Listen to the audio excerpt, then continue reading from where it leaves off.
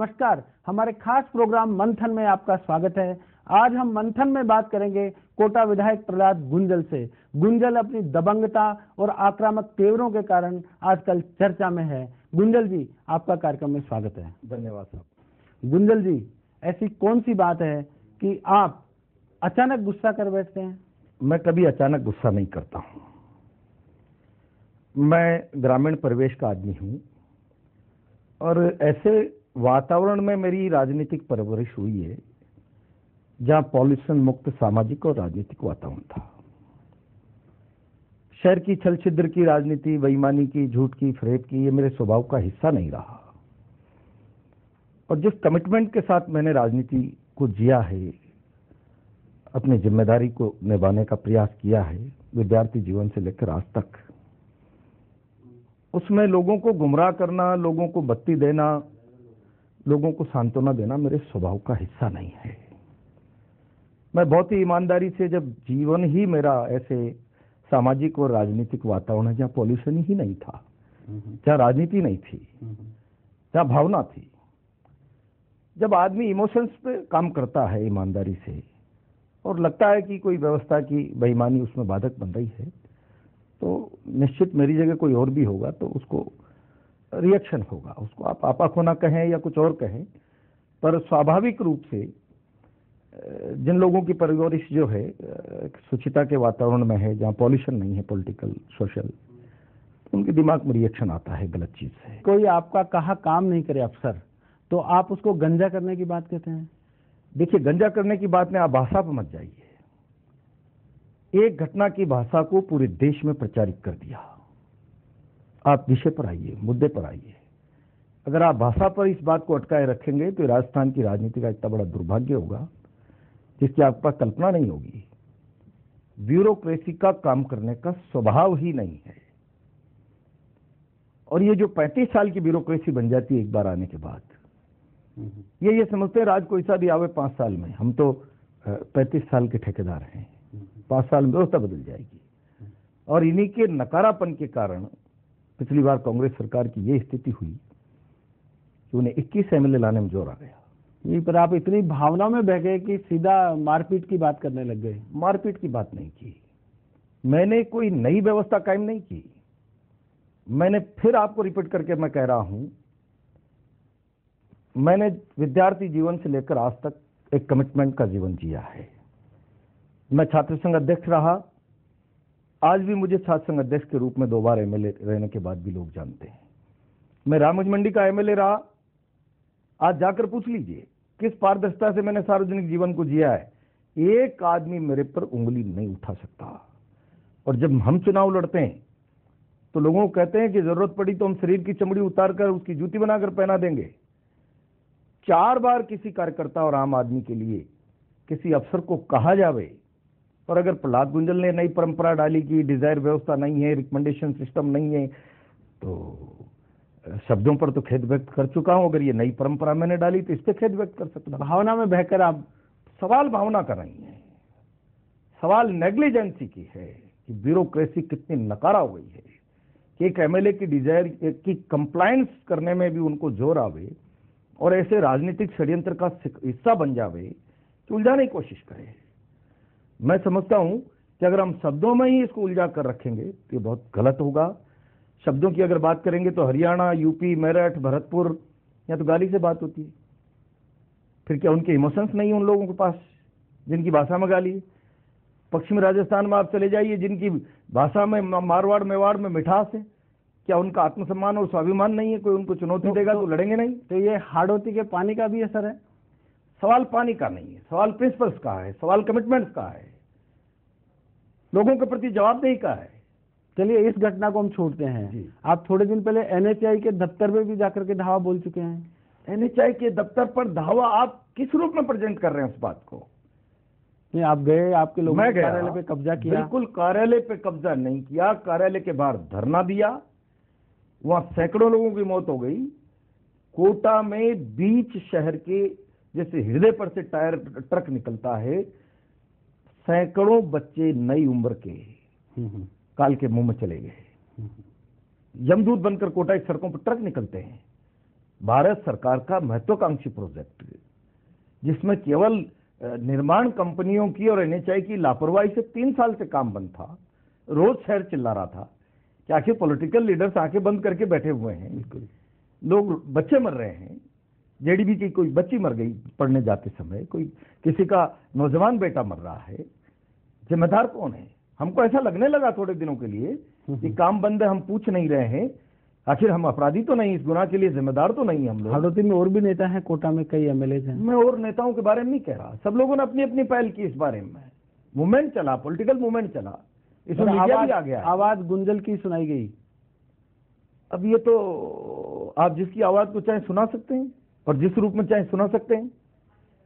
Media ने मेरी आवाज को किस रूप में सुनाया, लेकिन मैं उस दर्द को लेकर गया कि सैकड़ों लोग जो यमदूत शहर की छाती से निकलकर ट्रक जा रहे हैं, एंड या अगर हैंगिंग ब्रिज बन जाता तो काल के मुंह में जाने से मेरे शहर के गुंजल साहब, लोग बच जाते। आपकी इस अदा से जनता दीवानी है, जनता आप पर फिदा है, लेकिन हाड़ौती की कांग्रेस और भाजपा दोनों आपको रोकने के लिए एकजुट हो जाती हैं। देखिए, मैंने एक बात कही है कि मैं गांव से आया हूं, वहां पॉलिटिकल पॉल्यूशन नहीं है, वहां सामाजिक पॉल्यूशन नहीं है। शहरों में ये सारी चीजें हैं, जनता आपके साथ है। ये तो आपने 18 तारीख को मेरा निलंबन हुआ, 21 तारीख को कोटा उत्तर के कार्यकर्ताओं का एक बड़ा अधिवेशन हुआ, 50,000 लोग पहुंचे। बिल्कुल, ये सारे राजस्थान में देखा है। अगर मैं गुनाहगार होता, अपराधी होता, मेरा स्वभाव, मेरी वृत्ति अपराधियों जैसी होती, तो क्यों इतना प्यार मुझे लोग देते? 50,000 लोग स्वयं की मोटरसाइकिल और जीप से चल के, तो आज नरेंद्र मोदी और कोई वसुंधरा जी जैसे बड़े नेताओं को छोड़ दो तो किसी को सुनने के लिए नहीं आवे 50,000 लोग। आपको गैरों से नहीं, अपनों से गिला है?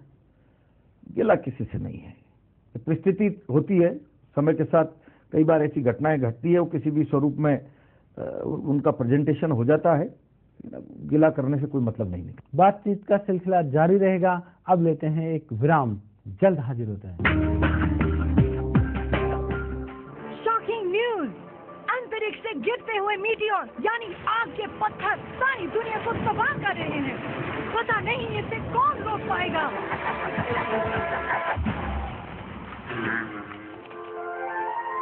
कांग्रेस सीमेंट, सस्ता नहीं, सबसे अच्छा।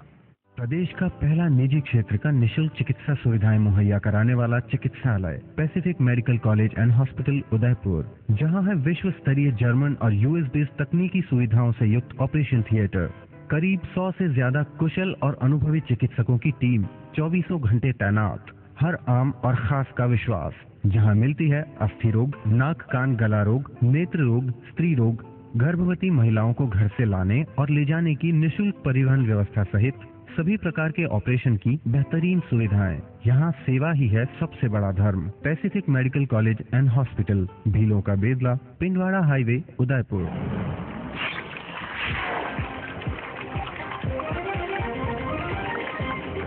मैक्स हाइट मैट्रिक्स 6 संसदी टाउनशिप, स्पीकर रोड, जयपुर में लग्जरी फ्लैट पाने का सुनहरा मौका। Call 9950341888 and 9950336888। पत्रकारिता नहीं, जिम्मेदार पत्रकारिता। सिर्फ जानकारी नहीं, हम आप तक खबर पहुंचाते हैं। खबर जिसके लिए जाना पड़ता है मुद्दों की तह तक, टटोलना पड़ता है शख्सियतों का मन, समझना पड़ता है बारीकियों। हमारा लक्ष्य है आपको रखना हर खबर से बाखबर, क्योंकि खबर ही जीवन है। मजबूत सरकार तो बन गई, आओ अब एक मजबूत इंडिया बनाते हैं। बदलते इंडिया का मॉडर्न सीमेंट, जेके लक्ष्मी प्रोक्ला। कौन? तुम्हारा पति, पहचाना? क्या चाहिए? तोहफा तुम्हारे लिए, संभाल के, प्यार है मेरा। आज कुछ खास है? खास तो मेरी बीवी है, पर लोग कहते हैं बीवी टेंशन देती है। मेरी बीवी कोशिश करे तो भी नहीं दे सकती, खुद टेंशन फ्री जो है। शायद तुमने थैंक यू कहा। शायद 5 साल तक प्रेगनेंसी से आजादी फ्रीडम फाइट से है ना टेंशन फ्री तोहफा। लाए भी तो बस प्यार। फ्रीडम फाइट, प्रेगनेंसी से टेंशन फ्री। खुशियों की आदत है ये, दबे पांव चली आती है। SFP युक्त JK व्हाइट सीमेंट, अपनी कल्पनाओं को साकार कीजिए। बातचीत में प्रहलाद जी आपका स्वागत है। गुंजल साहब, आपका कहना है कि मैंने भावना में बह करके कुछ शब्द बोल दिए, लेकिन ऐसे ही शब्द आपके कोटा के ही विधायक ने मंत्री को सरी मीटिंग में धमकाया।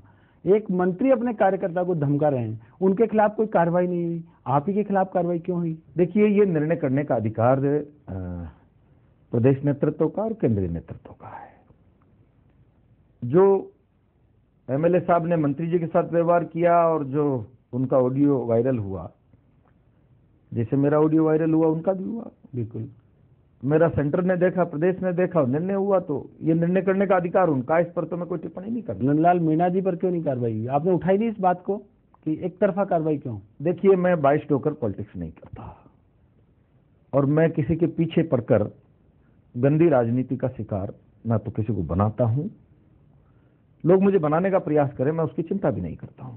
ये मेरे स्वभाव का हिस्सा नहीं है कि मैं पहले ही कह चुका हूं कि मैं पॉल्यूशन मुक्त राजनीतिक व्यवस्था जिस समाज में है, गांव में, वहां से आया हूं और मैं शहर की पॉलिटिक्स में हूं, पर यहाँ की पॉलिटिक्स की जो गंदगी है, जो छल छिद्र है, जो पॉल्यूशन है, उसको मेरे जीवन पर नहीं आने देना चाहता। आपको एक स्वभाव का हिस्सा नहीं बनने देना चाहता मैं उसको। एक जनप्रतिनिधि के रूप में काम करते हुए ब्यूरोक्रेसी के साथ क्या क्या समस्याएं आती हैं? देखिए, ब्यूरोक्रेसी की जहां तक आप बात करेंगे तो आप सब जानते हैं, ब्यूरोक्रेसी अब ईमानदारी से काम करना ही नहीं चाहती। मुख्यमंत्री जी जब जोधपुर संभाग के दौरे पर थी तो उन्होंने खुद ने कहा कि अब नीचे पटवारी से लेकर ग्राम सेवक को काम करना पड़ेगा। बिल्कुल, और अगर ये काम करेंगे तो ही सरकार जो सपना लेकर चल रही है वो पूरा होगा। और मेरा भी कहना यही था कि आखिर नरेंद्र मोदी जी और वसुंधरा राजे जी नया रास्ता, नया हिंदुस्तान बनाना चाहते हैं, तो इस नकारा ब्यूरोक्रेसी की मानसिकता को बदले बगैर कैसे उस सपने को हम पूरा कर सकते हैं? और ब्यूरोक्रेसी की स्थिति, सारा देश जो उद्वेलित हुआ, 60 साल से कांग्रेस ने ब्यूरोक्रेसी को जितना नकारा बना दिया, भ्रष्टाचार में, पॉलिटिकल और एडमिनिस्ट्रेटिव भ्रष्टाचार में ब्यूरोक्रेसी जितनी लिप्त हो गई, आप क्या समझते हैं? अन्ना हजारे के आंदोलन के साथ जिस तरीके से देश खड़ा हुआ, साधारण घटना थी। आज हिंदुस्तान में कोई पॉलिटिकल पार्टी 1 लाख लोगों का धरना लेकर बैठे और 10 दिन बाद उठे तो वहां 500 लोग नहीं मिले। अन्ना हजारे 50,000 लोग लेके बैठते हैं और 12 दिन 10 दिन बाद उठते हैं तो 2 लाख लोग होते हैं। बिल्कुल, और सारा देश उनके पीछे इस तरीके से खड़ा हो जाता कि देश की पार्लियामेंट को अपील करनी पड़े। लोकतंत्र के इतिहास की इतनी बड़ी घटना, वो जनमत के सामने पार्लियामेंट का सम्मान था, अन्ना हजारे के व्यक्ति के नहीं। तो आपका कहना है कि ब्यूरोक्रेसी खास तौर से समस्या की काम जड़ ही है। नहीं करना चाहती। और आप देखेंगे कि उस मूवमेंट का इतना बड़ा असर हुआ कि लोगों ने उस मूवमेंट को ही तो दिल्ली में सत्ता दे दी नहीं। कोई पॉलिटिकल पार्टी है, ऑर्गेनाइजेशन थी, या उसका कोई बेसिक फंडामेंटल्स थे, कोई पुराना हिस्ट्री थी, लोगों के लिए कोई संघर्ष का इतिहास था, एक आवाज थी, चोरों के मुंह पे लगाम लगाओ। गुंजल साहब, आप गांव की राजनीति करते हैं, आपने कोटा शहर में चुनाव लड़ा, आपके सारे विरोधी एकजुट हो गए, आपकी पार्टी के भी और विरोध वाले भी, फिर भी आप भारी अंतर से चुनाव जीत कर आए। क्या राज है? देखिए, राज नहीं है। मैं आम आदमी के लिए, कार्यकर्ता के लिए जीता हूं और मेरे इस स्वभाव को पूरी हाड़ोती जानती है। मैं लोगों को बहलाता नहीं हूं, फुसलाता नहीं हूं, कार्यकर्ता को मीठी गोली नहीं देता हूं। उसके आत्मसम्मान के लिए जितनी मेरी क्षमता है उससे मैं एक कदम आगे बढ़कर जाने का प्रयास करता हूं। क्योंकि जब हम विरोध में होते हैं तो वही कार्यकर्ता आपका झंडा उठाकर धरना देता है, प्रदर्शन करता है, लाठी खाता है, जेल जाता है, सब कुछ करता है। आपके चुनाव तक वो एक बहुत बड़ा संघर्ष और सपना दोनों साथ लेके चलता है। और जब आप एमएलए बन जाए और उसके आत्मसम्मान की चिंता आप न करें, मैं समझता हूं कि इससे बड़ा पाप सार्वजनिक जीवन में कोई दूसरा नहीं होगा। अच्छा, ये पाप मेरे से नहीं हो सकता। मैं इसी कमिटमेंट के साथ, कार्यकर्ता मेरा भगवान है, जनता मेरे लिए ईश्वर स्वरूप है, कार्यकर्ता हनुमान है, मैं उसकी आराधना से एक कदम भी पीछे नहीं हटूंगा। मैं हर चुनाव में कमिटमेंट करता हूं, हर चुनाव में।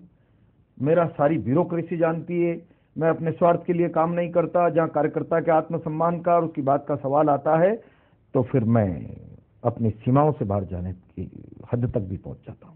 गुंजल साहब, आप कार्यकर्ताओं के लिए लड़ते हैं, पार्टी के दफ्तर के बाहर भी धरने पर बैठ जाते हैं? नहीं, पार्टी के दफ्तर के बाहर मैं कभी धरने पे नहीं बैठा। आप जब आप एमएलए थे पिछले बार, तो जयपुर में बीजेपी ऑफिस के बाहर आप धरने पर बैठ नहीं, आपके समस्त लोगों को अशोकनगर थाने में ले जाकर बैठाया गया। तो मैं अशोकनगर थाने के बाहर धरने पर बैठा, फिर वही कार्यकर्ता की बात आ गई। कार्यकर्ता आपस में लड़े, कार्यकर्ताओं को पकड़ लिया। धनतेरस का दिन था, मैं एमएलए था, मैंने साफ तौर पर जयपुर की एडमिनिस्ट्रेशन को कह दिया ये संभव नहीं है, मेरा कार्यकर्ता धनतेरस दिवाली जेल में मना है और मैं घर जाके दिवाली मनाऊं। मैं धरने में बैठ गया। आप ही की पार्टी की सरकार थी, छोड़ दिया ना सरकार ने, मुख्यमंत्री जी के प्रसंज्ञान में आते मामला निमट गया। नहीं, पर आपकी सरकार आपके कार्यकर्ताओं को थाने में बंद कर रही है। सरकार नहीं, ब्यूरोक्रेसी ने बहुत उत्साह दिखाया और तुरंत आपस में कार्यकर्ता झगड़े और कुछ लोगों को ले जाकर थाने बैठा दिया। हम आपस में बैठकर भी उस मामले को निपटा सकते थे। ब्यूरोक्रेसी का अति उत्साह था। किसी न किसी का तो इशारा था पार्टी की ओर से। अब होगा, उस पर मैं नहीं जाना चाहता, लेकिन ये मेरी ड्यूटी बनती थी। मेरी कॉन्स्टिट्यूंसी के, मेरे जिले के वर्कर अंदर थे, तो मतलब आम आदमी के हितों के लिए लड़ाई जारी रहेगी। थाने के बाहर दिवाली मन जाएगी अगर कार्यकर्ता की दिवाली जेल में मनेगी तो। क्या बात है, मतलब मैंने साफ कह दिया था। मतलब संघर्ष जारी रहेगा। सवाल संघर्ष का नहीं है, सवाल आम आदमी की आवाज बनकर मैं जीऊंगा जब तक राजनीति में हूं, सार्वजनिक जीवन में हूं। और जिस रोज स्वभाव का हिस्सा ये नहीं बचा आम आदमी के लिए जीने का, उस रोज मेरा राजनीति में रहना व्यर्थ हो जाएगा। मैं स्वयं राजनीति से न्यास ले लूंगा। आखिर हमारा कमिटमेंट है किसके लिए? बिल्कुल, हम राज में भी आते हैं, हम व्यवस्था का हिस्सा बन जाते हैं, तो हमारा कमिटमेंट किसके लिए है? कमिटमेंट तो आम आदमी के लिए है नहीं। आज वसुंधरा जी मुख्यमंत्री हैं, नरेंद्र मोदी जी प्रधानमंत्री हैं, उनका कमिटमेंट किसके लिए है? कमिटमेंट उस आदमी के लिए है जो नीचे तक बैठा हुआ है। बिल्कुल। और जब उसकी चिंता सार्वजनिक जीवन में काम करने वाले लोगों के स्वभाव में नहीं बचेगी तो फिर डेमोक्रेसी का कोई मतलब नहीं। मतलब आप एमएलए बनने के लिए चुनाव नहीं लड़ते हैं, व्यवस्था को बदलने के लिए? मैं समझता हूं कि लोग हमें एक उम्मीदों के साथ एमएलए बनाते हैं, तो हमारी प्राइमरी ड्यूटी तो यह है कि उस उम्मीद पर हम खरा उतरें। लोग जो भरोसा, जो विश्वास हमको देते हैं, और उसमें अगर व्यवस्था की तब्दीली और स्वभाव की तब्दीली, ब्यूरोक्रेसी की आवश्यक है, तो उसके लिए हमको सार्थक प्रयास करने ही होंगे। कि हम बड़े राजनीतिक भ्रष्टाचार की देश के और प्रदेश के मंचों पे बात करते हैं, लेकिन वो लेमैन राजनीतिक भ्रष्टाचार तो देश के विकास को अवरुद्ध कर सकता है, लेकिन लेमैन की तकलीफ तो ब्यूरोक्रेसी के भ्रष्टाचार से। बिल्कुल। तहसील कैसे, थाने कैसे, डॉक्टर कैसे, डॉक्टरों के विषय को इतना जबरदस्त बना दिया। मैं आज आपसे पूछ रहा हूं कि अस्पताल के साइकिल स्टैंड से लेकर आउटडोर में जाने तक आम आदमी के साथ कैसा व्यवहार होता है, इसकी कल्पना है आपके पास? बिल्कुल। आपके पास ये कल्पना है कि सरकार फ्री दवाइयां दे रही है, फ्री इलाज करा रही है, उसके बाद भी सरकारी अस्पतालों के इलाज से लोगों का विश्वास उठ रहा है? पॉलिटिकल लोगों के साथ साथ डॉक्टर्स को भी इस कमिटमेंट पर आना पड़ेगा कि हमारी जो आम आदमी के प्रति जवाबदेही है। आखिर लोग ये कहते हैं कि जीवन ऊपर वाला देता है, लेकिन जीवन डॉक्टर बचाता है, ईश्वर के समान दर्जा है। बातचीत का सिलसिला जारी रहेगा। अब लेते हैं एक विराम, जल्द हाजिर होते हैं। बढ़ता है, खेलता है, झूलता उछलता है, दौड़ता कभी कभी दौड़ कर आता है, आगे आगे बढ़ता है इंडिया, अमूल दूध पीता है इंडिया, बनाता सेहत बनाता, लाइफ के मैदान में बाजी मार लाता, आगे आगे बढ़ता है इंडिया, अमूल दूध पीता है इंडिया। अंतरिक्ष से गिरते हुए आग के पत्थर सारी दुनिया को तबाह कर रहे हैं। पता नहीं इसे कौन रोक पाएगा। बाउंडर सीमेंट, सस्ता नहीं, सबसे अच्छा। एक टाइम था जब हम टीवी एंटीना घुमा के देखते थे, थप्पड़ लगा के देखते थे, अड्डा जमा के देखते थे, केबल चुरा के देखते थे। वक्त के साथ टीवी की दुनिया बदली और अब दुनिया का टीवी बदलेगा। आ गया है Micromax Grande LED TV range. पहले बदली मोबाइल की दुनिया, अब बदलेंगे टीवी की दुनिया। मजबूत सरकार तो बन गई, आओ अब एक मजबूत इंडिया बनाते हैं। बदलते इंडिया का मॉडर्न सीमेंट, जेके लक्ष्मी प्रोप्लास। राजस्थान आवासन मंडल की 7 शहरों में 9 योजनाओं में घर लेने का सुनहरा मौका। जयपुर में स्व-वित्त पोषित योजना के तहत मानसरोवर में उच्च आय वर्ग के 93 तो पंजीकरण योजना के तहत इंदिरा गांधी नगर में अल्प आय वर्ग के 144 फ्लैट। जोधपुर में पंजीकरण योजना के तहत कुड़ी भक्तासनी में मध्यम आय वर्ग अ के 80 तो मारवाड़ अपार्टमेंट में मध्यम आय वर्ग ब के 20 और उच्च आय वर्ग के 36। दौसा में पंजीकरण योजना के तहत खान भाकरी में आर्थिक दृष्टि से कमजोर आय वर्ग के 48, अल्प आय वर्ग के 36 और मध्यम आय वर्ग अ के 24। झालावाड़ में पंजीकरण योजना के तहत जेल रोड आवासीय योजना में अल्प आय वर्ग के 15 और मध्यम आय वर्ग अ के 20। आबू रोड में पंजीकरण योजना के तहत आर्थिक दृष्टि से कमजोर आय वर्ग के 70, अल्प आय वर्ग के 65। स्वावित्त पोषित योजना के तहत मध्यम आय वर्ग अ के 59, मध्यम आय वर्ग ब के 34 और उच्च आय वर्ग के 5। राजसमंद में पंजीकरण योजना के तहत मध्यम आय वर्ग अ के 17, मध्यम आय वर्ग ब के 14 ड्यूप्लेक्स और बांसवाड़ा के परतापुर में पंजीकरण योजना के तहत आर्थिक दृष्टि से कमजोर आय वर्ग के 55, अल्प आय वर्ग के भी 55 और मध्यम आय वर्ग अ के 40 आवास। आवेदन 19 दिसंबर से 18 जनवरी 2015 तक। अधिक जानकारी के लिए विभागीय वेबसाइट www.rhbonline.rajasthan.gov.in देखें। मंडल का यह सपना, सुंदर घर हो सबका अपना। राजस्थान आवासन मंडल द्वारा जनहित में प्रसारित। मजबूत सरकार तो बन गई, आओ अब एक मजबूत इंडिया बनाते हैं। बदलते इंडिया का मॉडर्न सीमेंट, जेके लक्ष्मी प्रोप्लास। ब्रेक के बाद आपका स्वागत है। गुंजल साहब, आपने भ्रष्टाचार की बात की है। राजनीति और प्रशासन दोनों में भ्रष्टाचार व्याप्त है। आपने कहा कि अस्पताल के बाहर साइकिल स्टैंड से लेकर हॉस्पिटल के ओटी तक भ्रष्टाचार है। इसी तरह से आप नगर निगम में चले जाइए, जेडीए में चले जाइए, हर जगह भ्रष्टाचार व्याप्त है। इसका खात्मा कैसे होगा? देखिए, इसका खात्मा भारत के पहले प्रधानमंत्री जी ने भ्रष्टाचार को शिष्टाचार कहा, और अभी जो मौजूदा, तब से लेकर अब तक मौजूदा प्रधानमंत्री जी ने 15 अगस्त को कहा कि कैंसर से बड़ी लाइलाज बीमारी हो गई। अब कैंसर का इलाज नहीं है, प्रधानमंत्री जी कहते हैं उससे बड़ी लाइलाज बीमारी हो गई, तो ये तो भारत के मन को जगाना पड़ेगा। समाज जीवन को पॉल्यूशन मुक्त सामाजिक और राजनीतिक व्यवस्था देनी ही होगी। आम आदमी के चिंतन को इस स्केल पर ले जाना पड़ेगा। आने वाली पीढ़ी को इस स्तर पर ले जाकर खड़ा करना पड़ेगा कि जो व्यवस्था जो चल रही है उसके साथ चलकर टाइम पास करने से देश और समाज का भला नहीं होगा। व्यवस्था अगर गलत चल रही है तो चुनौती स्वीकार करके उसकी तब्दीली के लिए नौजवान को आगे आना ही पड़ेगा। मैं थोड़ी कह रहा हूं, भारत के प्रधानमंत्री जी ने कहा ना कैंसर से बड़ी बीमारी हो गई। बिल्कुल, मैं तो एक छोटी सी एक व्यक्ति की घटना हो गई और मुझे लोगों ने कटघरे में खड़ा कर दिया और सवाल जवाबों की स्थिति आ गई, पर यह तो इतनी बड़ी बीमारी है कि भारत के प्रधानमंत्री जवाहरलाल जी नेहरू ने इसको शिष्टाचार कह दिया समाज जीवन का, और मोदी जी जिनके मन में एक सुचिता, उनका एक बहुत बड़ा सपना, वो कहते हैं ये एक कैंसर के बराबर की बीमारी है लाइलाज, इससे निपटना बड़ी चुनौती और हम इससे निपटेंगे।